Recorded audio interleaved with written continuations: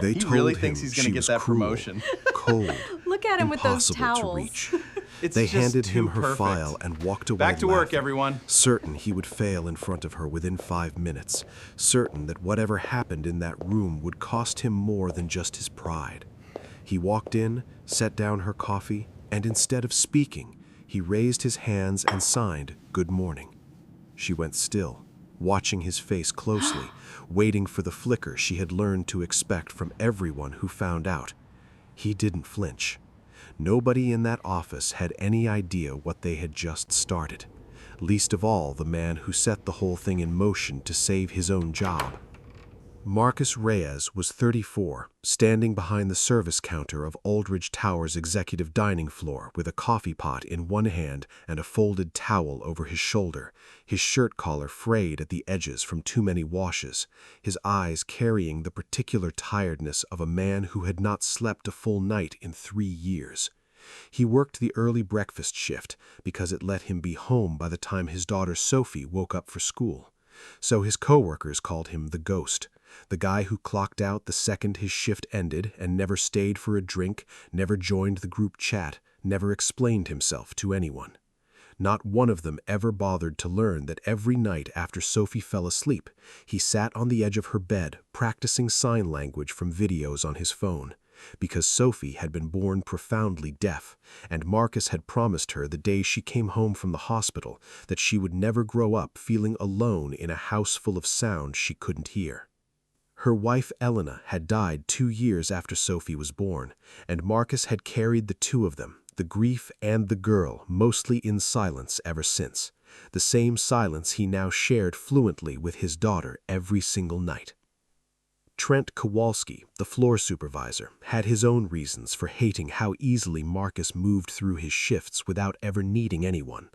6 months earlier, Trent had been formally reprimanded after Vivian Cross herself complained that he'd spoken over her in a meeting, cutting her off twice before she'd finished a sentence, not realizing she paused deliberately to read his lips.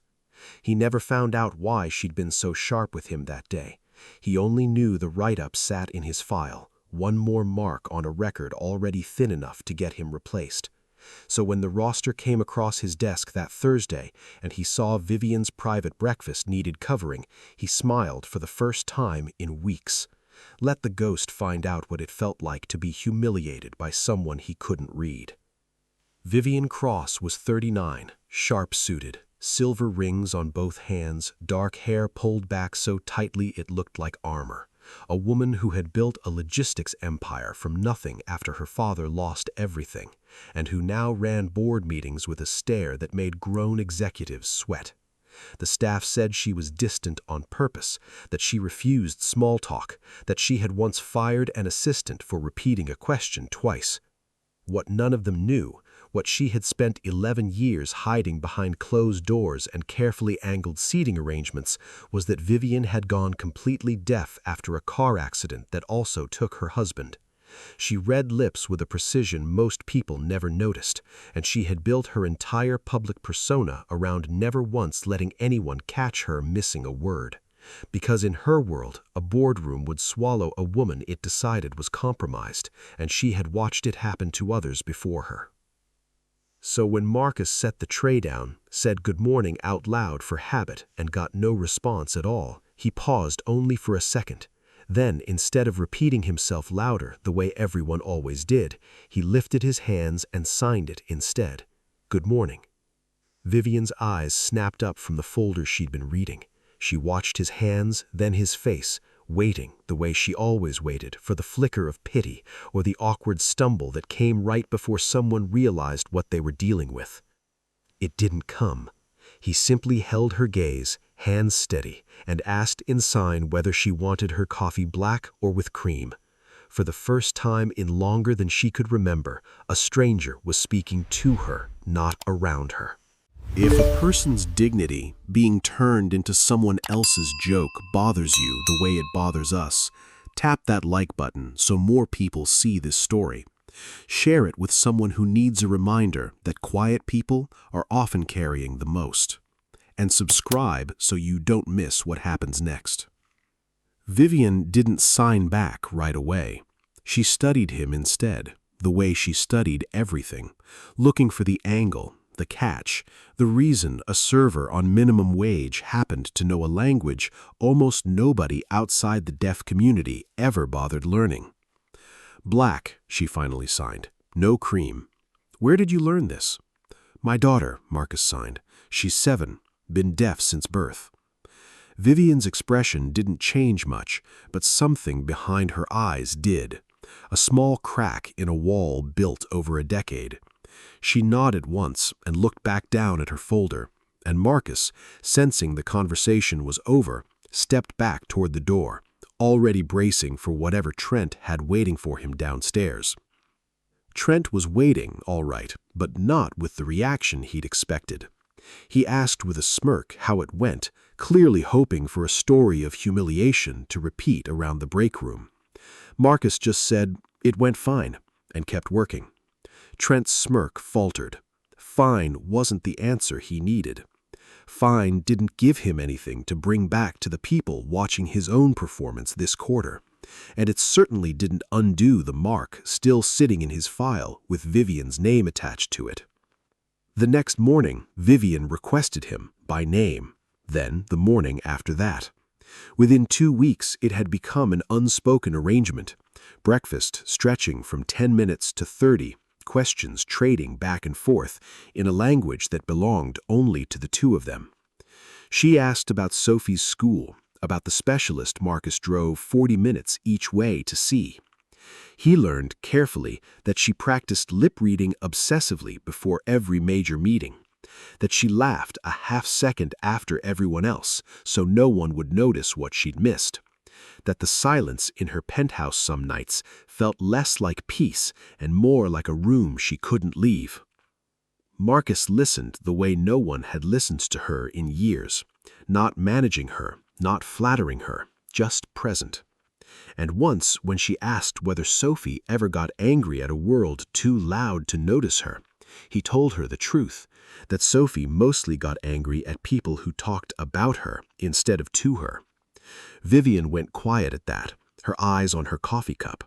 That's most people, she signed. Not all of them, Marcus signed back, and something in the way he said it made her look up sharply, like she wasn't used to being included in a sentence like that. One morning, Vivian arrived early enough that Marcus caught her staring out the window before he'd even set the tray down, her reflection in the glass unusually still. He set the coffee down without a word and waited until she noticed him. Bad morning, he signed, more statement than question. She nodded once. Anniversary, she signed back, and didn't explain further. Marcus didn't push. He simply pulled out the chair across from her, an unspoken breach of the usual arrangement where he served and left, and sat down for exactly 2 minutes before his next task pulled him away.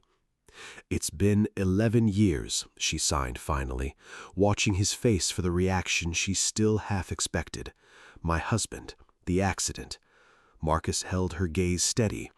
I lost my wife too, he signed, 2 years after Sophie was born. Some anniversaries I still can't get through a full shift. Vivian's hands went still on the table. I didn't know, she signed. Nobody at work does, he signed back. It's not a secret. It's just not something you hand people who haven't earned it yet. Something in her expression shifted, quiet recognition passing between two people who had spent years carrying the exact same kind of weight without ever finding someone else who understood its shape. She didn't sign anything else that morning, but when Marcus stood to leave, she reached out and touched his sleeve briefly, the smallest possible gesture, and it said more than either of their hands ever could have. Trent noticed the pattern before anyone else did, because he was the one filing the schedule requests every single week. 4 weeks of exclusive breakfasts wasn't a joke anymore. It was proximity, and proximity was leverage. And leverage was exactly what a man with a thin file and a mounting mortgage needed. He started asking around, quiet questions in the break room dressed up as curiosity, until one of the older staff let slip what half the building had apparently already guessed, but never dared repeat out loud. That Vivian Cross wasn't cold at all. She was deaf, and had been for years, and built an entire empire convincing everyone otherwise. Trent sat with that information for 2 full days before he decided what to do with it. He didn't go to HR. He went to Holloway. Warren Holloway had sat on Aldridge's board for 11 years, long enough to watch Vivian inherit a struggling company and turn it into something worth circling. He'd made 2 quiet attempts to push a merger that would have cost her the CEO seat, and both times she had outmaneuvered him in board meetings where he swore she caught details he was sure she'd missed. He never understood how until Trent requested a meeting and explained, carefully, that he had reason to believe Miss Cross had a condition she'd been concealing from the board for over a decade, and that a member of the kitchen staff appeared to know more about it than anyone in her own executive team. Holloway listened without interrupting, his fingers steepled on the desk, the same posture he used in every negotiation he'd ever won. He asked Trent a handful of quiet, precise questions: how long, how sure, who else knew, and Trent answered each one, hoping it would be enough to make himself useful, indispensable even, a man worth protecting instead of writing up. Holloway didn't smile, not where anyone could see it. He thanked Trent for his discretion, told him this kind of information required careful handling, and privately began drafting the case he would need to finally take her position for himself. Trent walked out of that office believing he'd just secured his job. He had no idea he'd just handed a much larger man a much larger weapon, and that the mark in his own file would end up being the smallest problem either of them would face before this was over. That night, Marcus came home and found Sophie waiting for him at the kitchen table, homework abandoned in favor of watching the door. He signed hello and asked why she wasn't asleep, and she signed back that she wanted to know about the scary boss lady everyone at his work joked about. Marcus sat down across from her and told her, slowly, that the scary boss lady wasn't scary at all, that she was just quiet in a world too loud to notice why. Sophie considered this, then signed that quiet people were her favorite kind of people, because they always listened the hardest. Marcus felt something in his chest loosen, the particular ache of watching his daughter understand the world better than most adults he knew. It came to a head on a Tuesday morning, though not the way Trent had planned. He walked into the executive breakfast unannounced, loud enough for the whole floor to hear, and asked Vivian if Marcus had been bothering her with all that hand-waving nonsense, certain that embarrassing Marcus publicly would at least buy him back some standing after weeks of watching his plan slip through his fingers. The room went cold. Vivian set down her cup slowly, and Marcus watched her jaw tighten in the specific way he'd learned meant she was choosing her next move with total precision. She stood up, and instead of raising her voice, which she rarely did, she signed something to Marcus first, quiet and deliberate. "Translate for me," she signed, word for word. Marcus hesitated, then nodded. Warren Holloway called the emergency board meeting on a Thursday morning. The same morning, Vivian usually spent 30 quiet minutes with the one person on that floor who spoke her language without needing to be asked twice. She found out about the meeting an hour before it started, called in by an assistant who wouldn't meet her eyes, and she knew, the way she always knew the shape of a room before she fully understood what was in it, that this wasn't routine business. Holloway didn't waste time on pleasantries. He stood at the head of the table and told the other 6 board members that he had credible information suggesting Vivian Cross had concealed a significant medical condition from the board for over a decade, a condition that, in his words, raised serious questions about her fitness to continue leading the company through its next phase of expansion. He didn't say the word deaf. He didn't need to. He'd already circulated a memo the night before, carefully worded, citing unnamed sources and vague concerns about transparency, designed to plant doubt before anyone in that room had a chance to hear her side of it.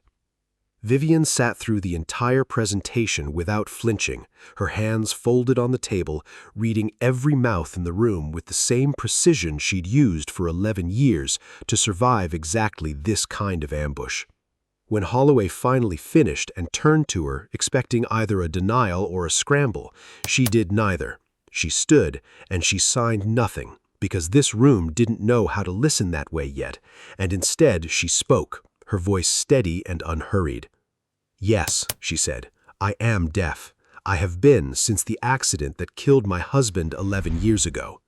I have run this company, grown its revenue 400%, and out-negotiated every person in this room at some point during that time, all while reading your lips instead of hearing your voices.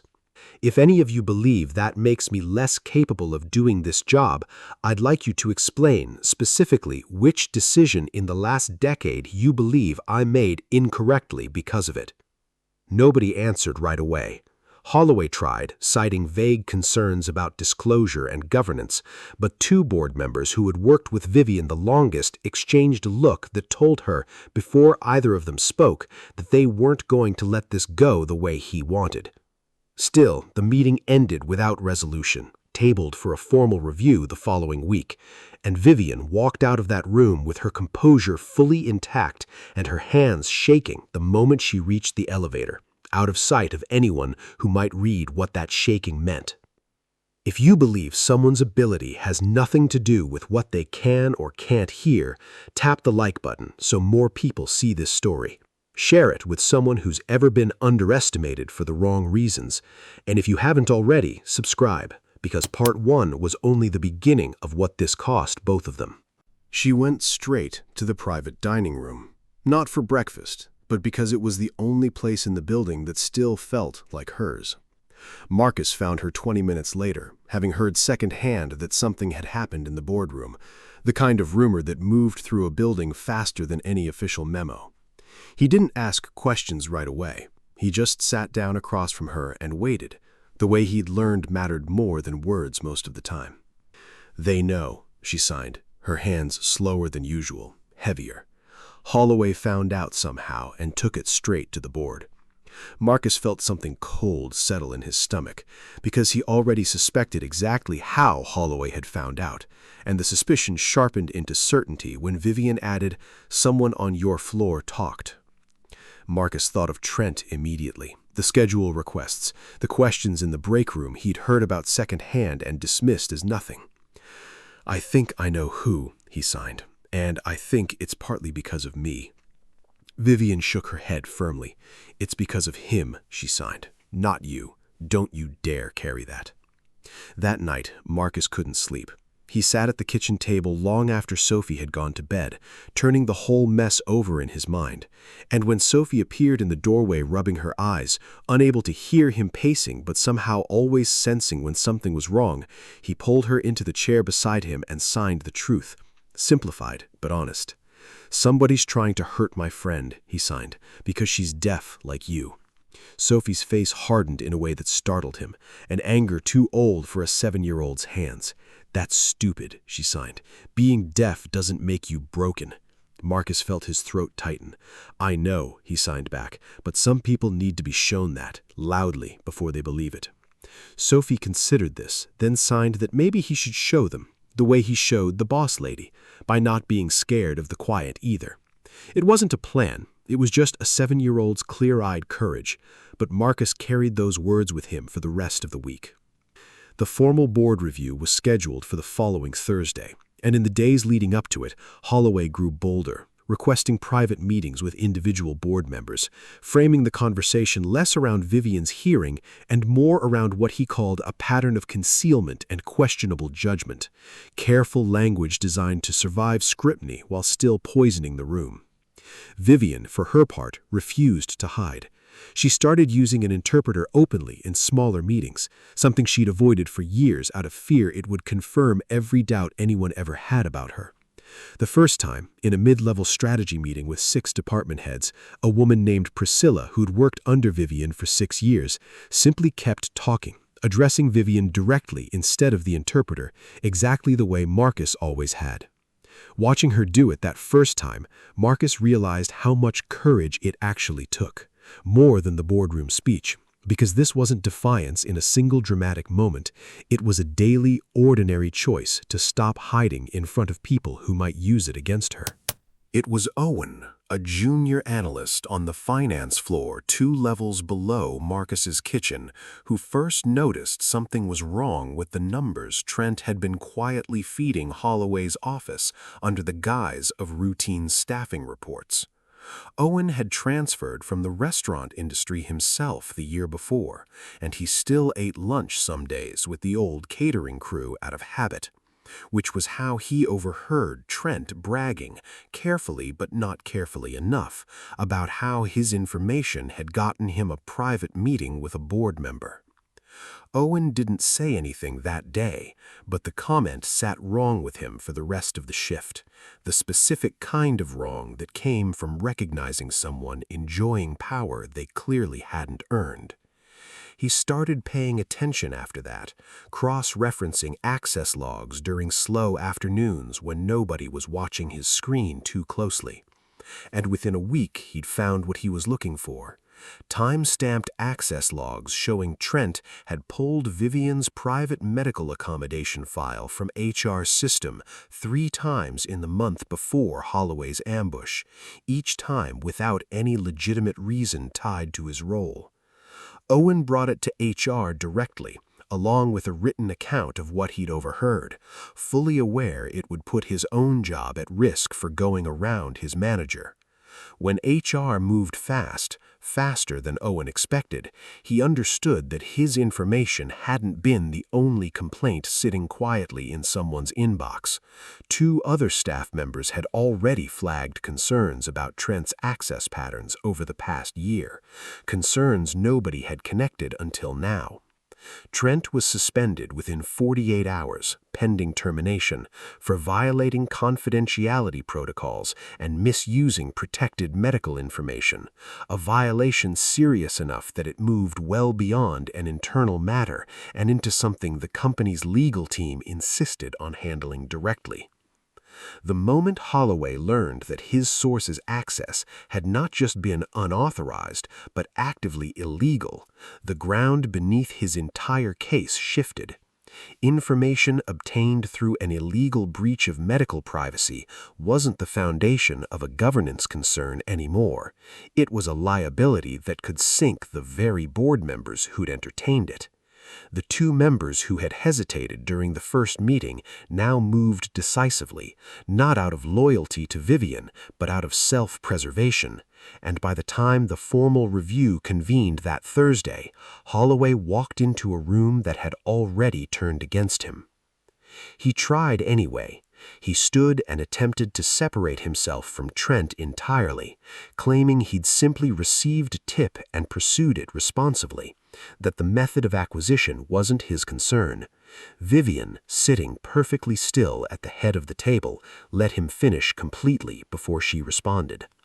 "I have a question for you, Warren," she signed, and had it translated aloud by the interpreter beside her, a choice she made deliberately, forcing him to watch her communicate powerfully in the language he'd tried to use against her. "When you received information you knew was gathered by accessing my private medical file without authorization, did you report that breach to HR, or did you build a campaign against me instead?" Holloway had no answer that didn't damn him either way. Silence in that room was the loudest verdict anyone had heard all year. He resigned from the board 3 days later, before the formal vote that could have even taken place, releasing a brief statement about pursuing other opportunities that satisfied no one and surprised no one. Vivian didn't celebrate. She felt only the particular exhaustion of someone who had spent 11 years bracing for exactly this fight, and had finally put it down. The night after the board meeting, Vivian called Marcus to the private room after hours, something she'd never done before. Her hands moved fast when he arrived, sharper than he'd ever seen them. "I could end this tonight," she signed. "I know things about 3 of those board members that would make this entire mess disappear by morning. I have used that kind of leverage before, and I am tempted to use it again." Marcus watched her for a long moment before responding. "You're not a weapon," he signed slowly, "and I'm not asking you to be one. If you win this by becoming the kind of person who buries people the way they tried to bury you, then the thing you're protecting stops being worth protecting." Vivian's hands stilled completely on the table. Nobody had ever told her not like that, not out of fear, but out of respect for who she still wanted to be. "I'm scared," she finally signed, the confession small and unfamiliar in her hands. "Not of Holloway, of what happens if I let this be real. All of it, you, this, and it costs me everything I built alone." Marcus nodded slowly. "I'm scared too," he signed back. "Every day. Of Sophie growing up without enough, of getting close to someone and losing them again the way I lost Elena. But I stopped letting fear pick who I let in a long time ago. It wasn't loud, and it wasn't a promise of forever. It was just 2 frightened people choosing honesty over leverage, and for Vivian, that was the loudest thing she had heard in 11 years. Justice for Trent moved through the same quiet procedural channels. He was formally terminated the following week, and the confidentiality breach was serious enough that the company's legal team referred the matter for further review outside the building entirely. Marcus felt no satisfaction hearing the news, the way he hadn't expected to. He only felt the strange lightness of a threat finally, fully gone. Vivian didn't offer Marcus money, and she didn't offer him a promotion either, understanding, the way she understood most things about him by now, that either one would turn what they had into a transaction instead of what it actually was. Instead, weeks later, she asked him a different question, over coffee in the private room that had become entirely theirs. "Would Sophie want to meet other kids who sign?" she asked. "Kids her age, at a program the company already quietly funds?" "Not because of me," she added quickly, watching his face for hesitation. "It existed before you. I'm only telling you it's there." Marcus felt his eyes sting in a way he wasn't prepared for, and he nodded, because he understood exactly what she was offering. Not a rescue, just an open door, and the respect to let him decide whether to walk Sophie through it. Sophie started the program a month later and came home the first day signing so fast and so excited that Marcus could barely keep up, telling him about a girl named Priya who taught her a joke in sign language that actually worked, a joke that needed silence instead of sound to land. She told him about a teacher who signed stories with her whole face, not just her hands, and about a boy her age who'd been the only deaf kid in his entire school before this, just like her, and how they'd sat together at lunch without either of them having to explain anything at all. Marcus laughed until his eyes watered, and later that night, after Sophie fell asleep, he sat on the edge of her bed the way he always had, except this time, the quiet in the house didn't feel like something he was carrying alone. Months later, on an ordinary Tuesday, Marcus walked into that same private dining room, tray in hand out of old habit, even though he no longer needed the excuse. Vivian looked up, and the gaze the whole building once called cold had become, to him, the most familiar thing in his week. She signed a short sentence before he even sat down. "I used to think this room was the safest place I had because no one could reach me here. Now I know it only became safe the day you walked in and didn't flinch, and it stayed safe every day since because you never have." Marcus smiled and signed back that he never had a reason to, not with her. And in that quiet room, 2 people who had spent years building walls around themselves sat in silence that wasn't empty at all, but full. The kind of silence that only exists between two people who finally understand each other completely. Outside the tower, the city kept moving the way it always did, loud and hurried and indifferent. But inside that room, neither of them needed it to be anything other than quiet. Sophie would ask him that night how his day was, and for once Marcus would sign back that it was a good one, and mean it completely. And somewhere across the city, in an office that finally felt entirely her own, Vivian would think the exact same thing. The joke that was supposed to break him and the scheme that was supposed to remove her had instead built something neither Trent nor Holloway ever could have imagined. Two people who had spent years being unseen, finally choosing, deliberately and without fear, to be known. And if there is one thing this story hopes to leave with you, it's that the people who look past someone's silence are often the ones who understand them best. That dignity, once protected, has the power to outlast every attempt to take it, and that sometimes the quietest people in the room are the ones who end up teaching everyone else how to truly listen. If this story moved you, tap the like button, share it with someone who needs to hear it today, and subscribe so you never miss the next story like this one. Tell us in the comments which moment hit you hardest: Marcus's translation in the boardroom, Sophie's words at the kitchen table, or the ending in that quiet room. We read every single one, and it's what keeps us telling these stories.